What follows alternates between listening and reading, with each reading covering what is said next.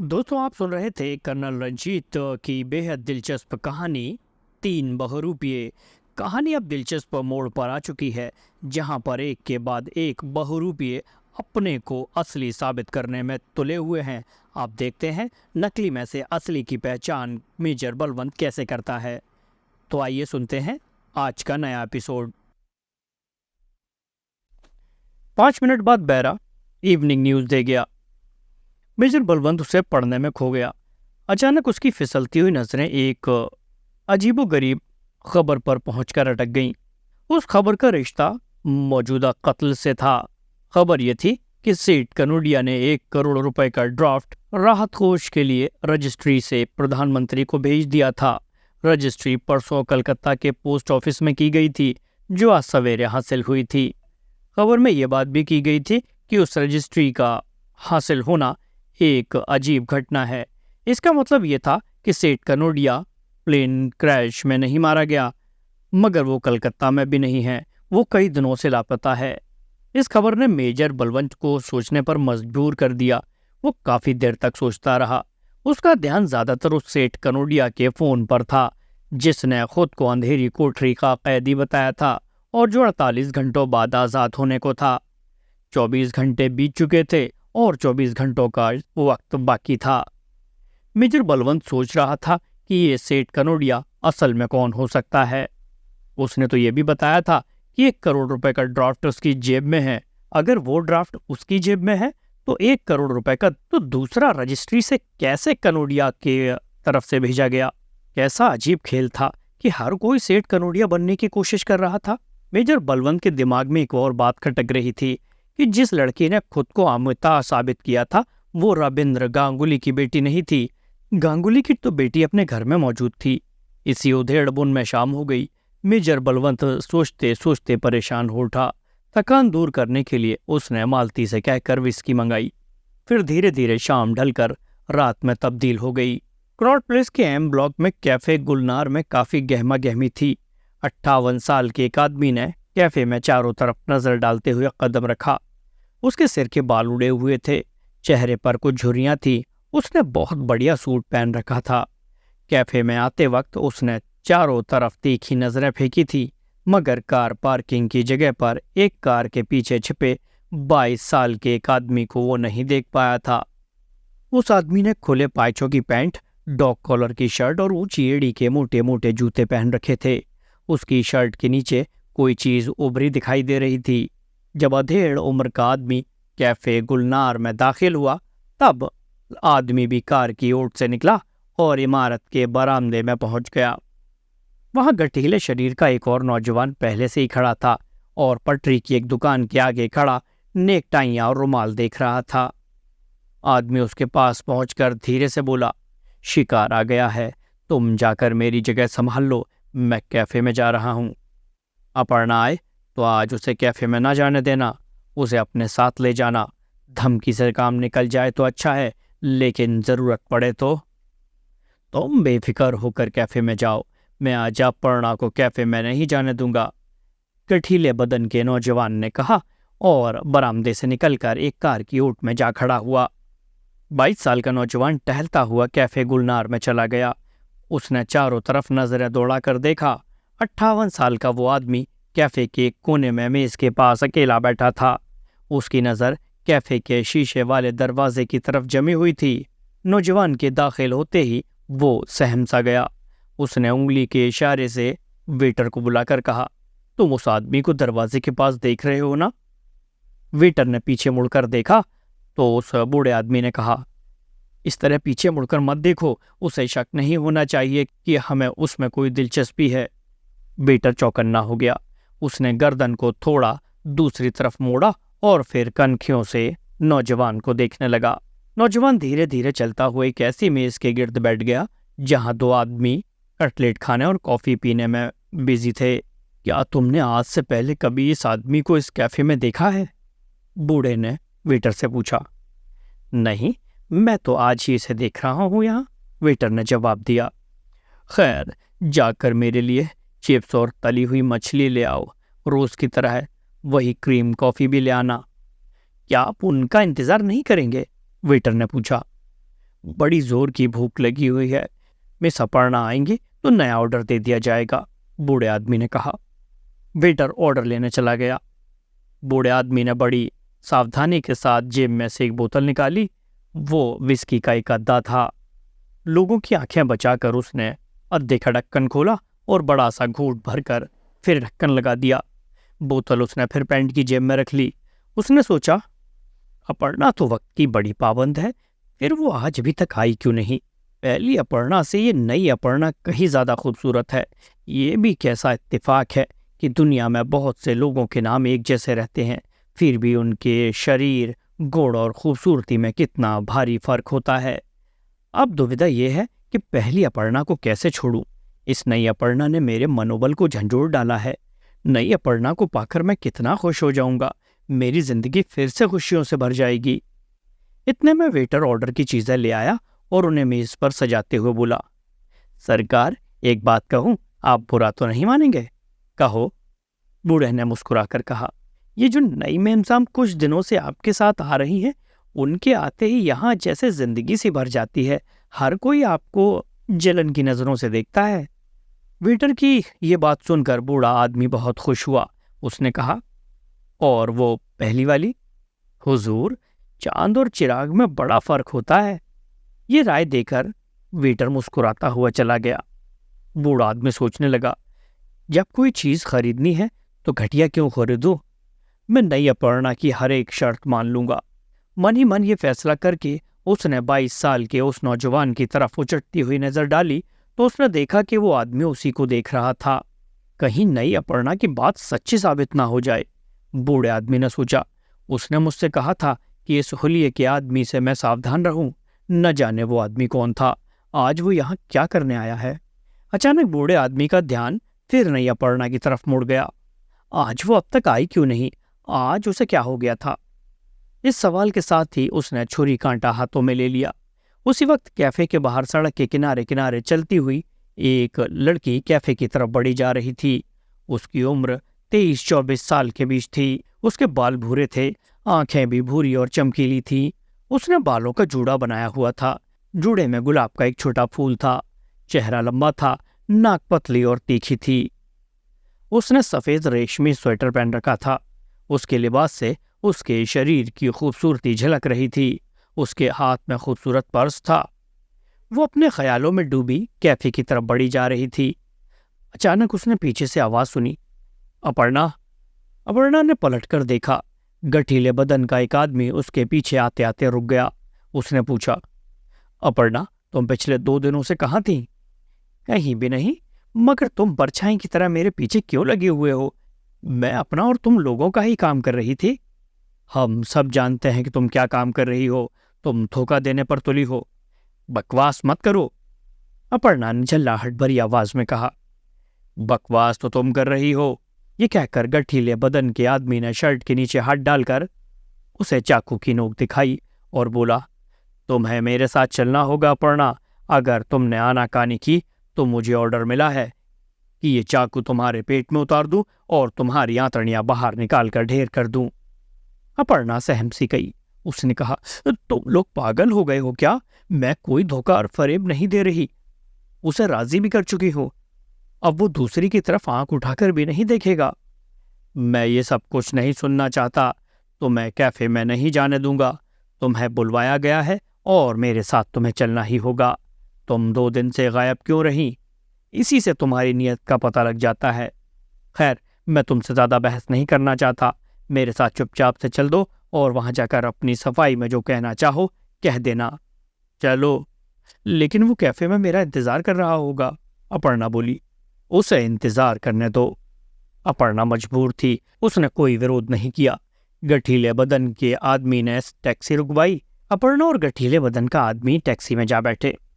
चलो, जनकपुरी चलना है, गठीले बदन के आदमी ने टैक्सी ड्राइवर को ऑर्डर दिया।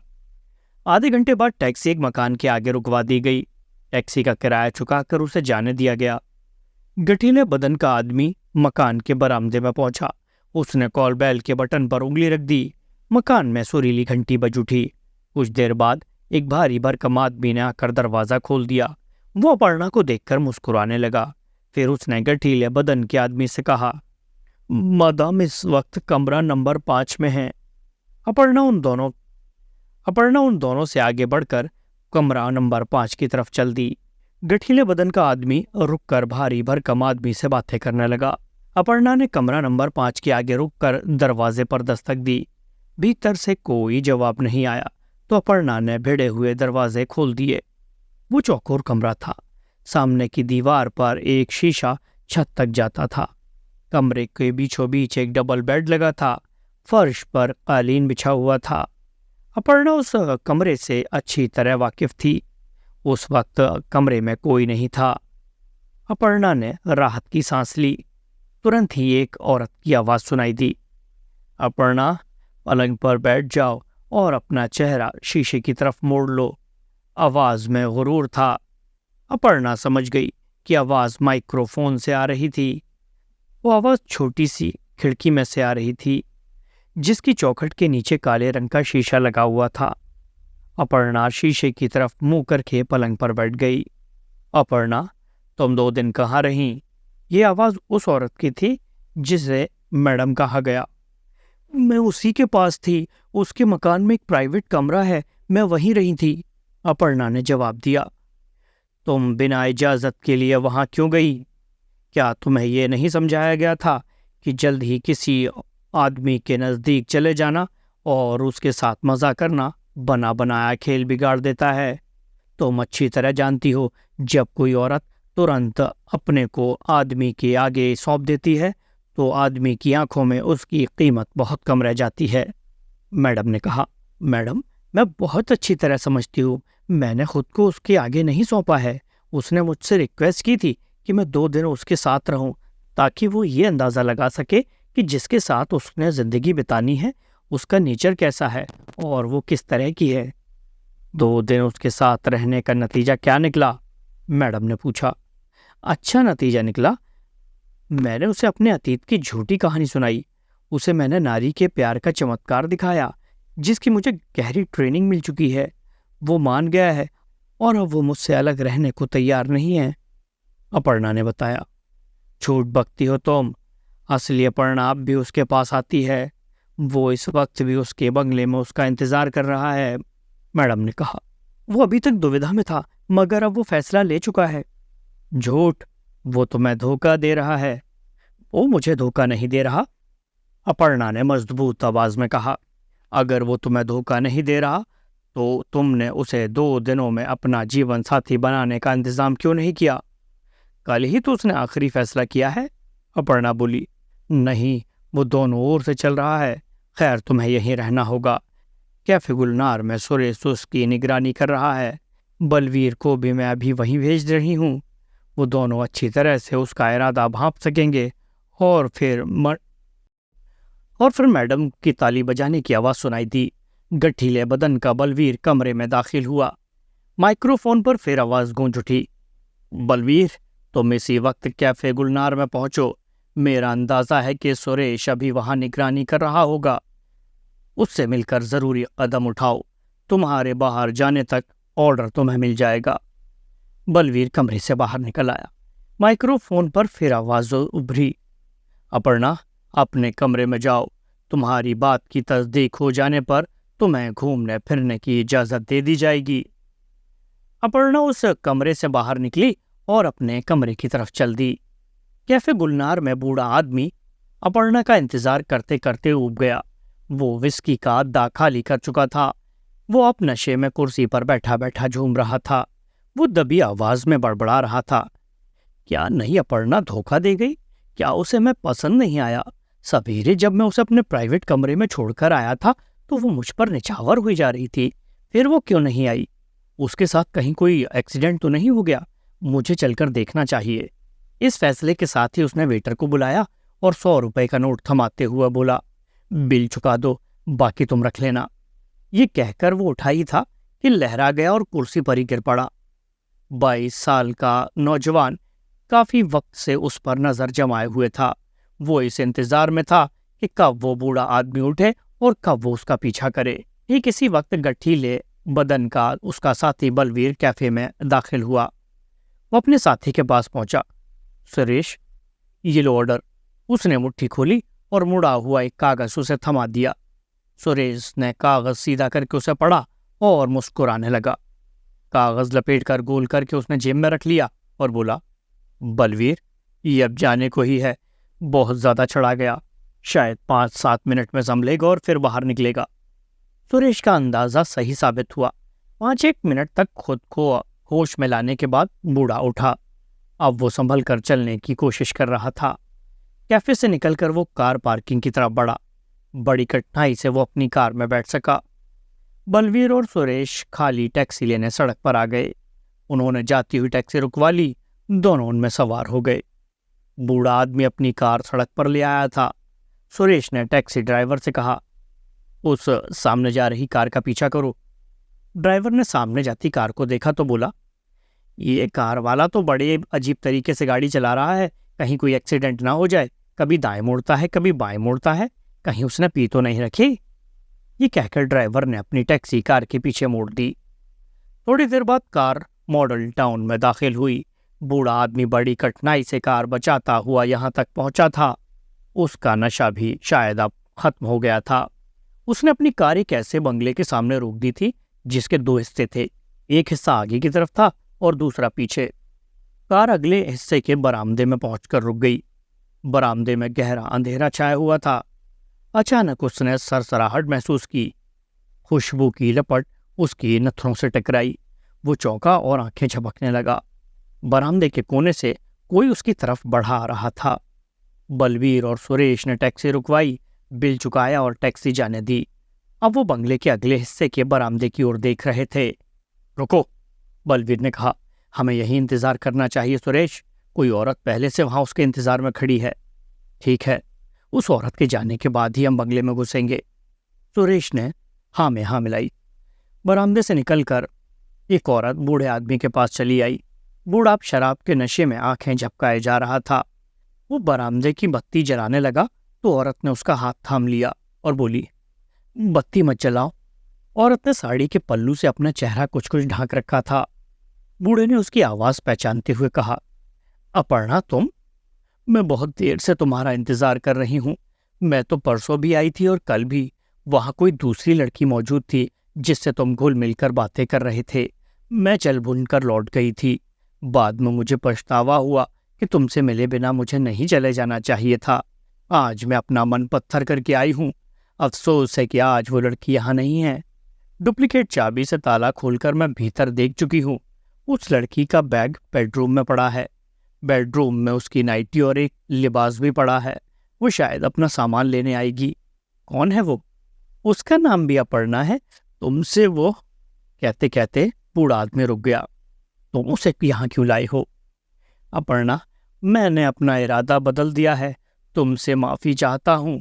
अब मैंने ये फैसला कर लिया है कि दूसरी अपर्णा तुम्हारे मुकाबले मेरी अच्छी बीवी बन सकेगी। हो।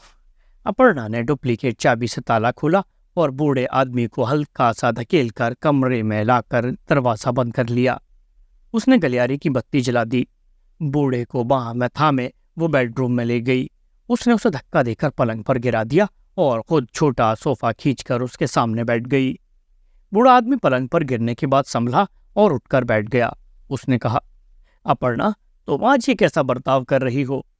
अगर तुम्हारी असलियत यही है तो खुद सोचो। अगर मैंने तुम्हारे साथ शादी कर ली तो तुम मेरा जीना हराम कर दोगी।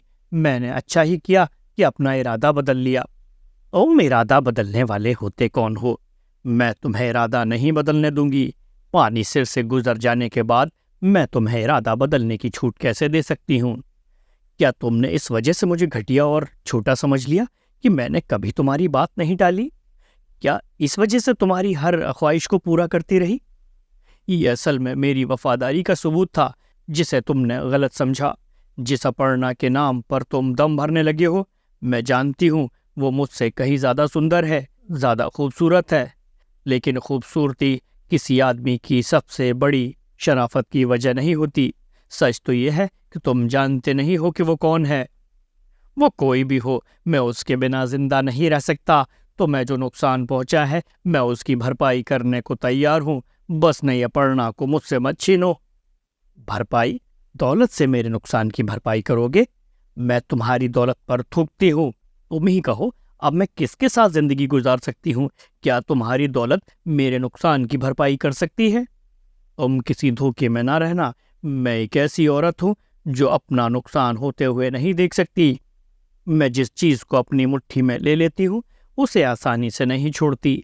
तुम्हें अपना अन्य इरादा बदलना पड़ेगा, समझे? ये कहकर अपर्णा ने हैंडबैग खोला और उसमें से छोटा सा तेज धार खंजर निकाला। बूढ़े आदमी की डर के मारे आंखें फटी सी फटी रह गईं। उसका सारा नशा हिरन हो गया। अपर्णा के हाथ का खंजर बढ़ते बढ़ते बूढ़े के गले के पास पहुंच गया। वो गुस्से से बोली, अगर तुमने दूसरी औरत पर नजर डाली और अगर कल मैंने उस लड़की को यहाँ देख लिया तो तुम दोनों को जान से मार डालूंगी। तुम समझते हो कि एक औरत को एड़ी तले रौंद कर उसे गली या सड़क पर फेंक कर चैन की सांस लेते रहोगे? ऐसा कभी नहीं होगा। और खंजर की नोक उसने बूढ़े आदमी के गले से लगा दी। नहीं अपर्णा, नहीं।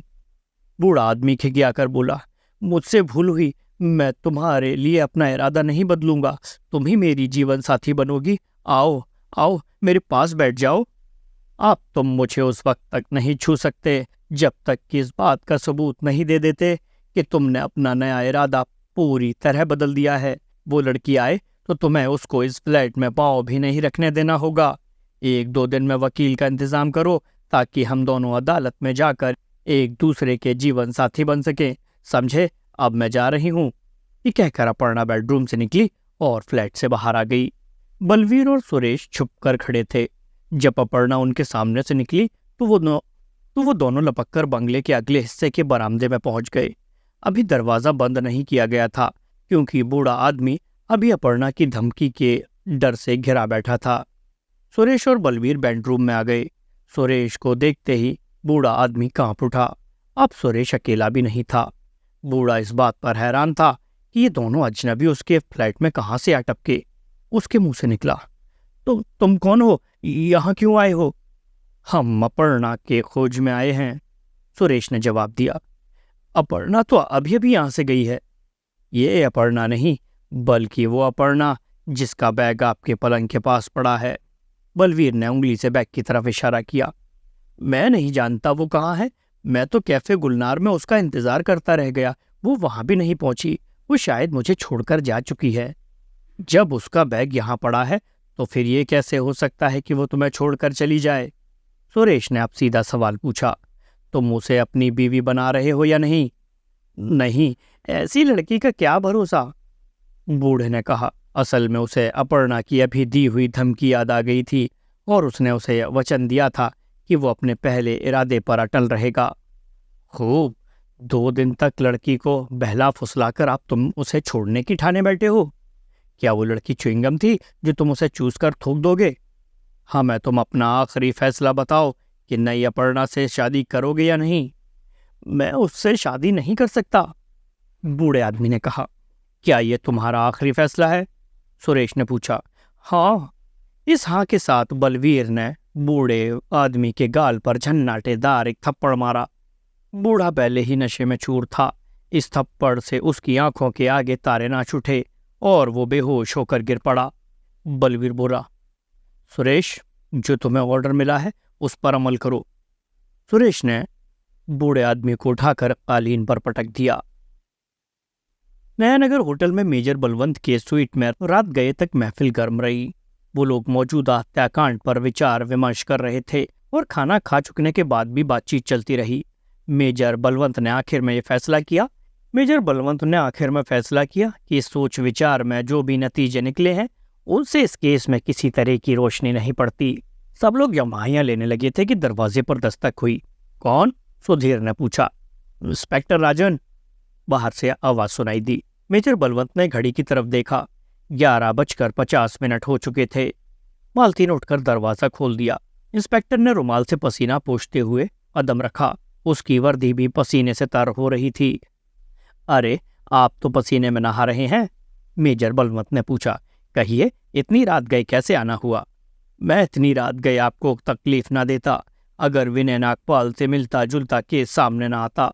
बड़ी दौड़ धूप करनी पड़ी तब ये राज खुला कि युद्धवीर का कत्ल भी विनय नागपाल के कत्ल से मेल खाता है। युद्धवीर कौन? उसे किसने मार डाला? मेजर बलवंत ने चौंक कर पूछा। मिस्टर युद्धवीर एक फैक्ट्री के मालिक थे। उस फैक्ट्री में बिजली का सामान तैयार किया जाता था। वो काफी रईस थे। उनकी बीवी नहीं, उनकी 4 औलादें हैं, 2 बेटियां और 2 बेटे। सबकी वो शादी कर चुके थे। स्वभाव से थोड़े तेज थे, थोड़ा गुस्से वाले थे। इस वजह से बेटों ने दूसरे शहरों में जाकर अपना कारोबार जमा लिया। पिछले 15 सालों से मिस्टर युद्धवीर बिना बीवी के जिंदगी बिता रहे थे। फिर भी दौलत के जोर से उनकी अय्याशी में कमी नहीं आई थी। अब उन्हें फिर से शादी करने का शौक चल रहा था। 23-24 साल की लड़की अपर्णा से उनका रिलेशन था। उनके प्राइवेट फ्लैट के पड़ोसी ने हमें ये राज बताया। ये भी पता चला कि कैफे गुलनार में भी वो रोज शाम को 1-2 घंटे के लिए आया करते थे। अपर्णा कौन है? मेजर बलवंत ने पूछा। वो भी बताता हूँ। हमें जैसे जैसे जानकारी मिलती गई, हम तेजी से एक्टिव होते गए, इंस्पेक्टर राजन ने बताया। यही वजह है कि अब तक मैं पसीने में नहाया हुआ हूँ। अपर्णा मिडिल क्लास घराने की लड़की है। सुभाष नगर में अपनी विधवा माँ के साथ रहती है और एक बैंक में नौकरी करती है। हम उससे भी जाकर मिले। जब हमने उसे युद्धवीर के कत्ल की खबर सुनाई तो बेचारी हैरान परेशान होकर रह गई। अपर्णा ने क्या बयान दिया? मेजर बलवंत ने पूछा। उसका बयान है कि मिस्टर युद्धवीर अक्सर उसके बैंक में आते थे। उन दोनों की मुलाकात हुई। एक दिन युद्धवीर ने हिम्मत जुटाकर उसके सामने शादी का प्रपोजल रख दिया। अपर्णा का कहना है कि वो तुरंत उनके प्रपोजल पर सहमत हो गई। अभी कुछ दिन पहले ही उन दोनों के बीच एक लड़की कूद पड़ी थी। वो लड़की कौन है?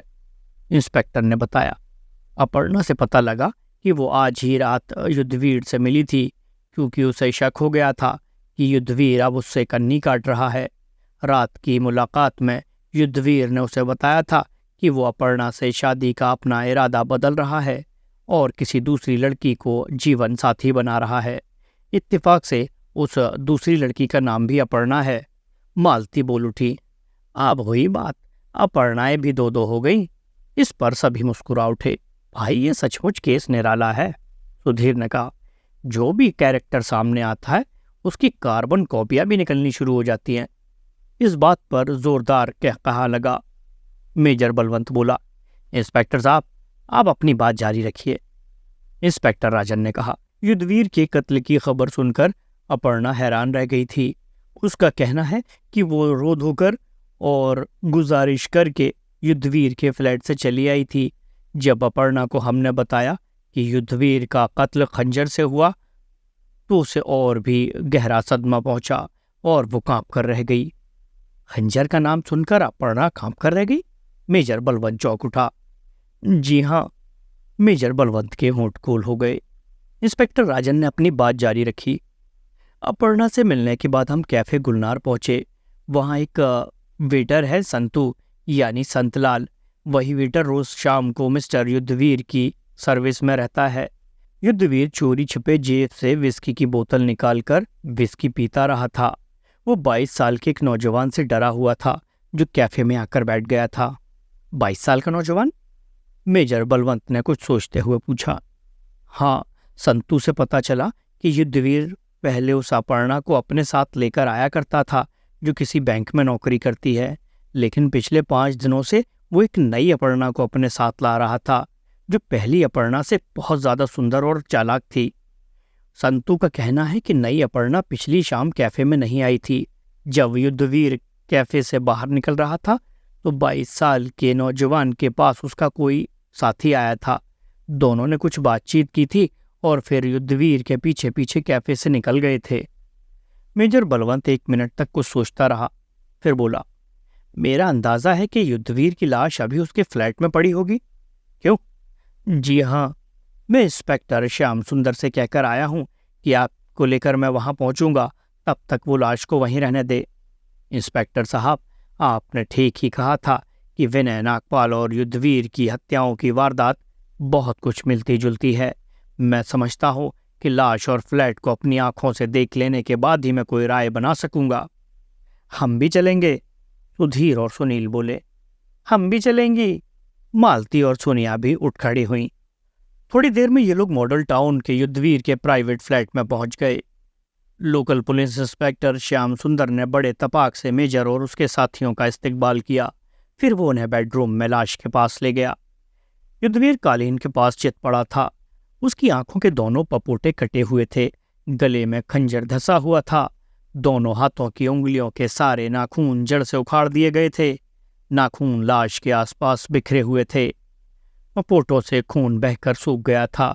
चेहरे पर बहे खून की अब पपड़ियां जम गई थीं।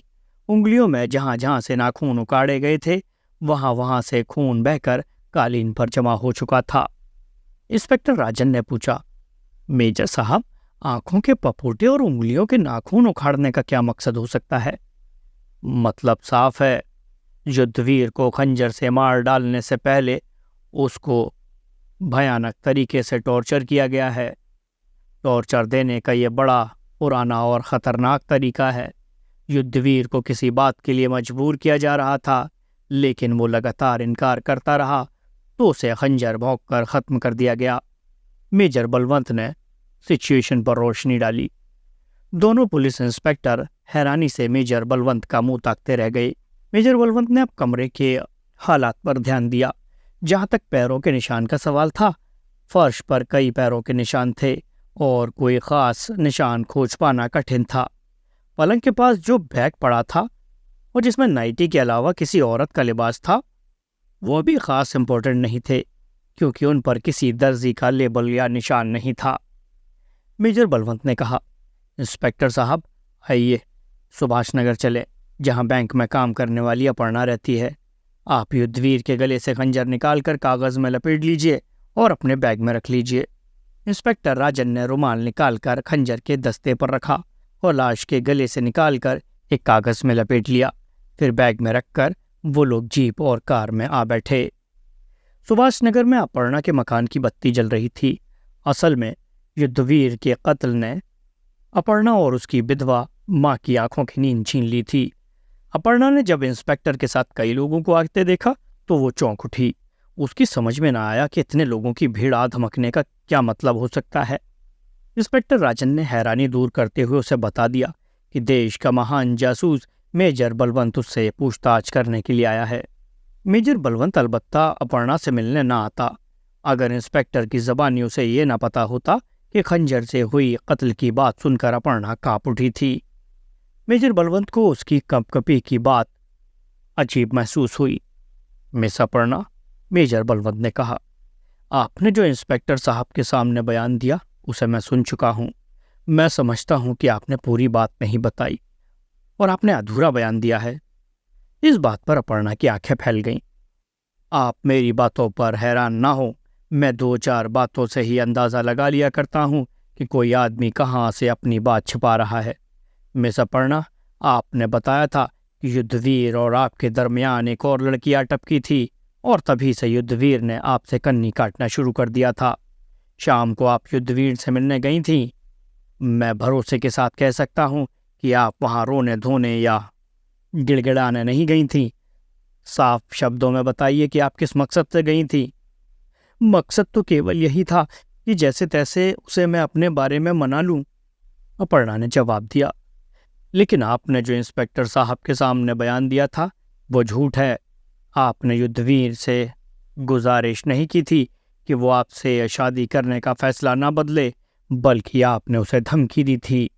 धमकी भी खंजर की नोक पर दी गई थी। अपर्णा के होंठ इस अचानक सवाल का कोई जवाब देने की बजाय केवल हिलकर रह गए। इंस्पेक्टर राजन तो बुत बना रह गया। वो मेजर बलवंत को देखे जा रहा था और उसकी दूरदर्शिता पर मन ही मन मोहित हो गया था। मिस अपर्णा, आप झूठ बोलेंगी तो आपको चैन से सोना भी नसीब नहीं होगा। ये कहकर मेजर बलवंत ने इंस्पेक्टर राजन की तरफ मुंह फेरा। इंस्पेक्टर साहब, लाइए, वो खंजर कहाँ है? इंस्पेक्टर राजन ने बैग खोला, उसमें से कागज लिपटा हुआ एक खंजर निकाला और मेजर बलवंत की तरफ बढ़ा दिया। मेजर बलवंत ने कागज की परतें खोलकर खंजर निकाला और अपर्णा को दिखाते हुए पूछा, क्या ये खंजर आपका है? नहीं, अपर्णा ने खंजर देखते हुए कहा। उसकी आंखों में थोड़ी सी चमक उभरी कि कत्ल में इस्तेमाल किया गया खंजर किसी और का है। ये आपका नहीं है तो आपके पास कौन सा खंजर था? मेजर बलवंत ने पूछा। वो इससे छोटा। और तुरंत उसने लफ्ज अधूरा छोड़ दिया। उसे लगा कि बहुत भयंकर बात कहने लगी थी। मेजर बलवंत मुस्कुराते हुए बोला, तो लाइए अपना वो छोटा सा खंजर दिखाइए। अपर्णा इस पूछताछ से झल्ला उठी। उसने कहा, इंस्पेक्टर साहब की जुबानी ये सुनने पर कि युद्धवीर को खंजर भोंक कर मार डाला गया है, मैंने अपना खंजर मकान के बाहर नाली में दबा दिया था। अगर आप उसे देखना ही चाहते हैं तो मैं निकाल कर लेकर आती हूँ। ले आइए, हम उसे देखना चाहते हैं, इंस्पेक्टर ने कहा। वैसे वो हैरान भी था कि मेजर बलवंत ने ना तो अब तक अपर्णा को पहले कभी देखा था, ना उससे कभी बातचीत की थी। उसके बावजूद वो भांप चुका था कि अपर्णा के पास खंजर था और उस खंजर से उसने युद्धवीर को धमकी दी थी। अपर्णा नाली में दबा हुआ खंजर निकाल लाई। वो सचमुच छोटा सा खंजर था। मेजर बलवंत ने पूछा, तो ये आप मानती हैं कि आपने मिस्टर युद्धवीर को खंजर दिखाकर धमकी दी थी? अपर्णा ने मंजूरी में सिर हिलाया और बोला, मगर मैंने उसका कत्ल नहीं किया। मैं भी आपको निर्दोष समझता हूं। आपको मुझसे डरने की कोई जरूरत नहीं।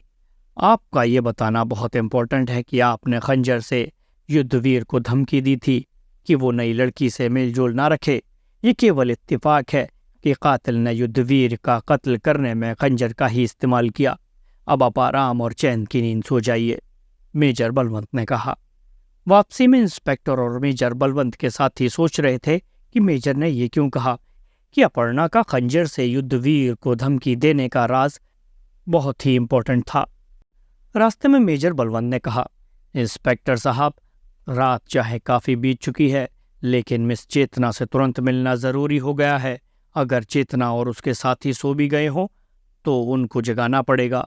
चेतना ने अगर मेरे सवालों के ठीक ठीक जवाब दिए तो मेरा ख्याल है कि इस उलझे हुए कांड को हल करने का एक नन्हा सा सुराग जरूर ही हमारे हाथ लग जाएगा।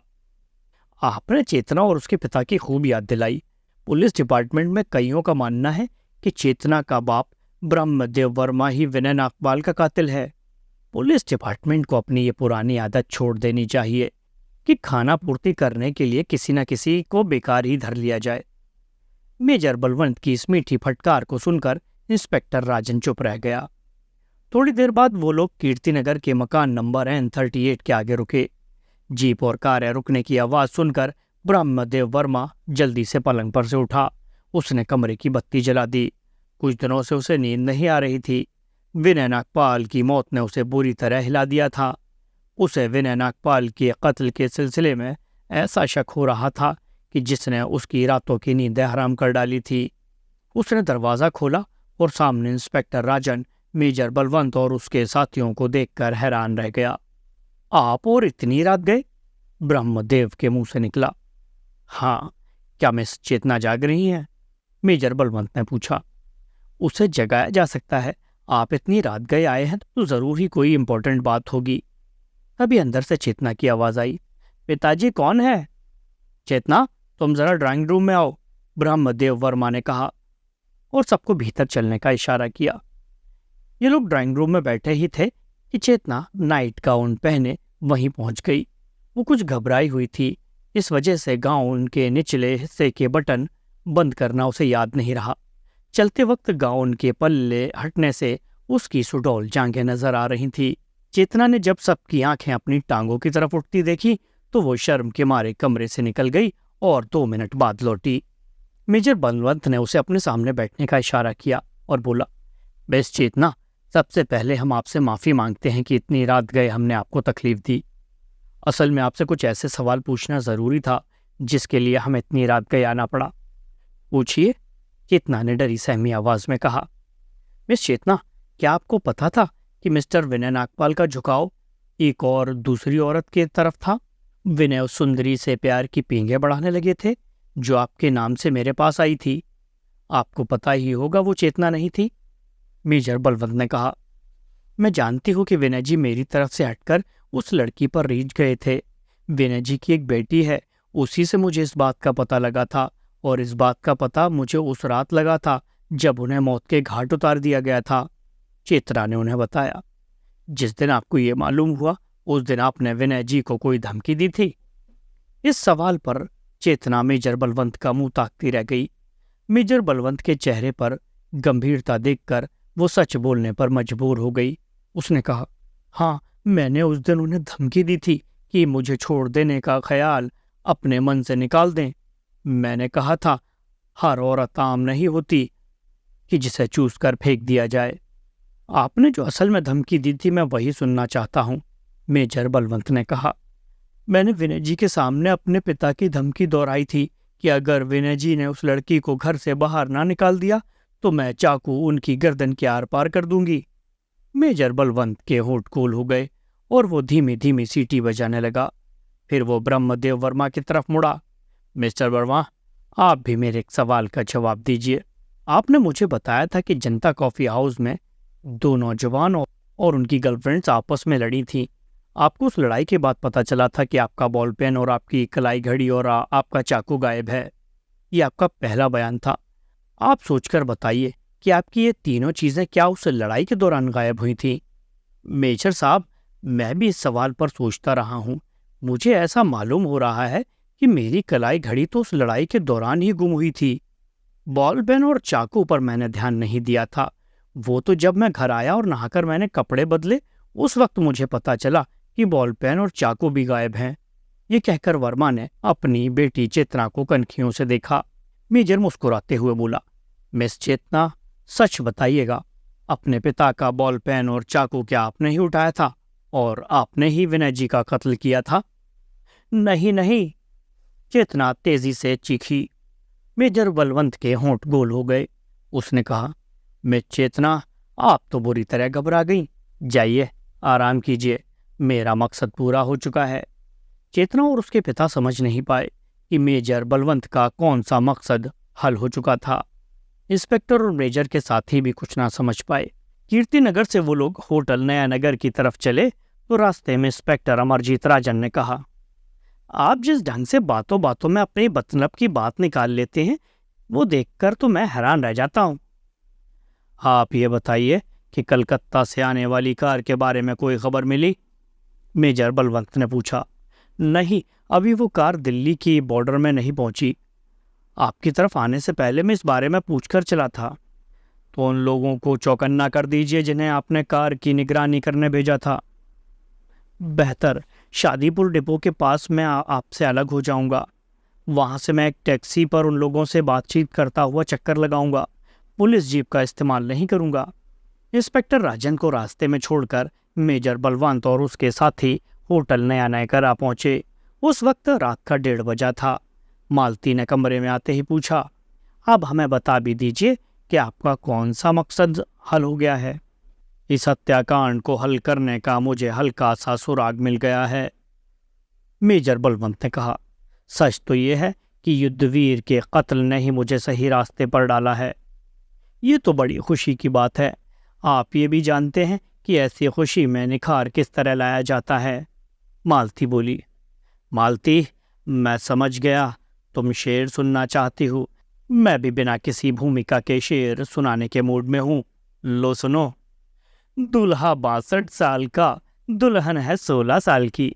दूल्हा 62 साल का, दुल्हन है 16 साल की। एक जनाजा है और एक तरफ सजी है पालकी।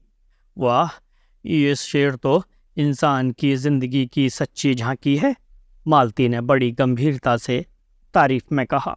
कुछ देर बाद वो सोने की तैयारी करने लगे। ठीक उसी पल मस्जिद मोड़ के मकान में अजीब घटना घटी। सिंचाई विभाग का 62 साल का रिटायर्ड अधिकारी मनमोहन नाथ अपने फ्लैट में गहरी नींद सोया पड़ा था। अचानक उसकी आंख खुल गई और उसका हाथ चादर के नीचे किसी रेशमी और मुलायम चीज से छू गया। वो कोहनी के बल पलंग पर बैठ गया। उसने चादर हटाई तो सुहानी महक से उसके नथुने फड़क उठे।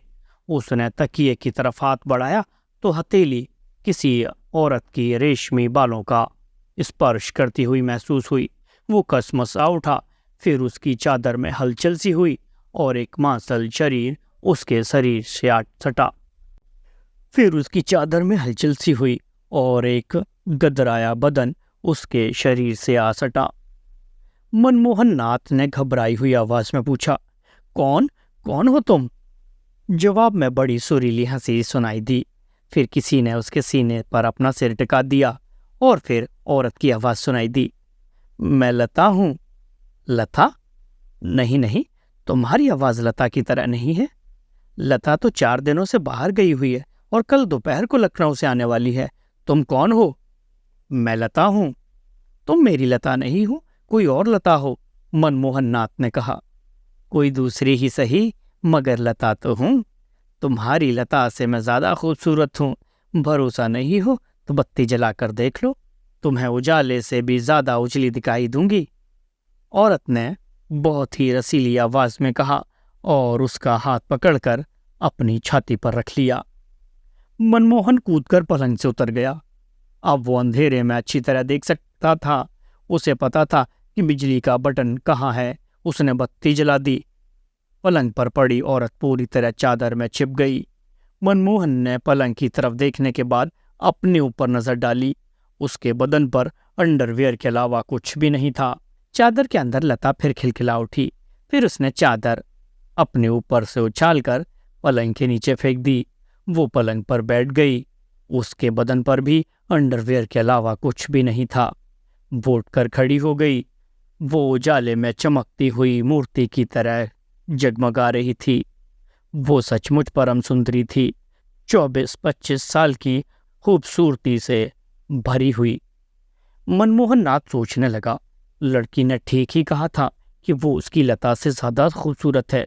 ये कैसा इत्तेफाक था कि इस लड़की का नाम भी उसकी गर्लफ्रेंड के नाम से मिलता था। वो अपनी लता से शादी करना चाहता था। उसकी बीवी को गुजरे हुए 10 साल बीत चुके थे।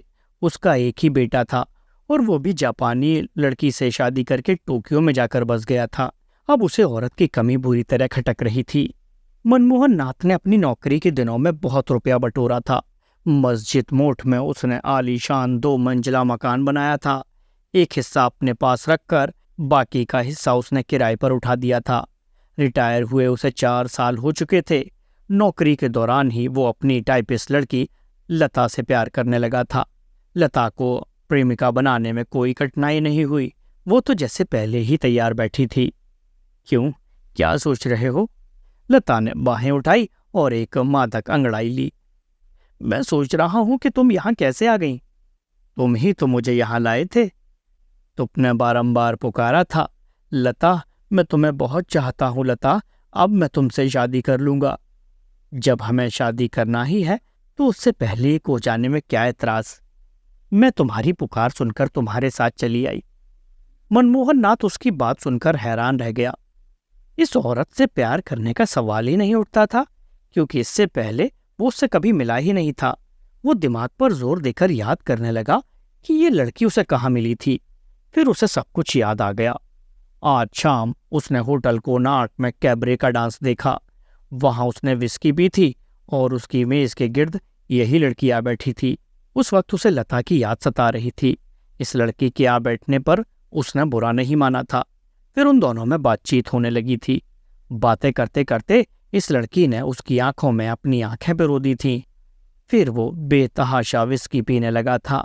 उसके बाद उसे कुछ याद नहीं था कि होटल से चलते वक्त कब वो उस लड़की को अपने साथ ले आया था। न जाने कब और किसने उसके कपड़े उतारे थे। मेरी तरफ देखो, लता ने बड़े प्यार और शोखी से कहा। नहीं नहीं, मुझे तुम्हारी आंखों से डर लगता है, मनमोहन ने कहा और मुंह फेरते हुए पूछा, तुम क्या चाहती हो? तुमसे शादी करना चाहती हूँ, सामने खड़ी लता ने कहा। तुम्हें मेरे साथ शादी करनी ही होगी, क्योंकि आज रात तुम मेरे साथ हनीमून मना चुके हो। क्या कहा? हनीमून मना चुका हूं? झूठ, कैसा हनीमून? लता फिर हंस दी और बोला, हनीमून का मतलब जानते हो ना? हनीमून मतलब तन मन का मिलन। ये मिलन हो चुका है। अब तुम मुझसे शादी करने से इनकार नहीं कर सकते। नहीं नहीं, मैं अपनी लता से ही शादी करूंगा। उस लता को भूल जाओ। क्या कोई अपने को भी भूल सकता है? मैं और लता एक हो चुके हैं। लता को भूलना खुद को भूलने के बराबर है, मनमोहन नाथ ने कहा। तो तुम मुझसे शादी नहीं करोगे? लता ने पूछा। नहीं, हरगिज नहीं। तुम औरत नहीं हो, तुम डायन हो। तुम्हारे भीतर की औरत मर चुकी है। तुम गिद्ध हो जो मुर्दों को नोचता है। तुम मुझसे शादी रचाना चाहती हो कि मैं मर खप जाऊं और मेरी लाश तुम्हारी खुराक और अय्याशी का सबब बन जाए? तुम यहाँ से चलती बनो, मुझे तुम्हारी खूबसूरती में फांसी का फंदा नजर आ रहा है। ओह, खूबसूरती से इतनी नफरत? ठीक है, मैं जा रही हूँ। इस बेइज्जती का जहर भरा घूंट मैंने खामोशी से पी लिया है, मगर मैं फिर आऊंगी और तुम्हारे लिए फांसी का फंदा बनकर आऊंगी। ये कहकर लता पलंग के सिरहाने लटका हुआ लिबास उठाकर पहनने लगी। मनमोहन उसे घूरता रहा। लता ने लिबास पहनकर अपना बैग उठाया और मनमोहन के नजदीक आई। उस वक्त उसकी आंखों से आग बरस रही थी। उसने गुस्से से कहा, आखिरी बार मुझसे आंखें मिलाओ। मनमोहन ने उसकी आखिरी ख्वाहिश पूरी कर दी। इस बार वो उसकी आंखों से आंखें मिला तो बैठा, मगर उसमें हटाने की ताकत ना रही। उसे ऐसा मालूम हुआ जैसे वो पत्थर का बुत बनता जा रहा है। लता ने कब अपना हैंडबैग खोला और कब उसमें से जंजीर निकालकर मनमोहन के गले में डाल दी, उसे कुछ पता ही न चला। मनमोहन किसी तरह का बचाव न कर सका। जंजीर उसके गले में कसती चली गई। धीरे धीरे उसकी आंखें बाहर को उबलती गईं और जीभ होंठों से बाहर आ गई। फिर उसके होंठों के किनारों से खून की 2 लकीरें बहने लगीं। आंखें पतरा गईं। लता ने जंजीर उसके गले से निकालकर अपने हैंडबैग में रख ली। मनमोहन कटे हुए पेड़ की तरह धड़ाम से कालीन पर गिर पड़ा और उसका सिर दीवार से जा टकराया। लता फ्लैट से बाहर निकल गई। तो दोस्तों, आपको ये कहानी कैसी लग रही है? एक के बाद एक बहरूपी आपके सामने आते जा रहे हैं और एक से बढ़कर एक खतरनाक तरीके से लोगों का कत्ल कर रहे हैं, और उन सब का कत्ल कर रही हैं खूबसूरत हसीनाएं। तो ये खूबसूरत हसीनाएं और कितनों का कत्ल करती हैं, ये आपको पता चलेगा अगले एपिसोड में। तो बने रहिए इस कहानी के साथ। चैनल को सब्सक्राइब अभी कर लीजिए। जब तक नया एपिसोड नहीं आता, तब तक चैनल पर और भी बहुत सारी कहानियां हैं, उसका आनंद लीजिए। तो अभी दीजिए इजाजत, मिलते हैं अगले एपिसोड में।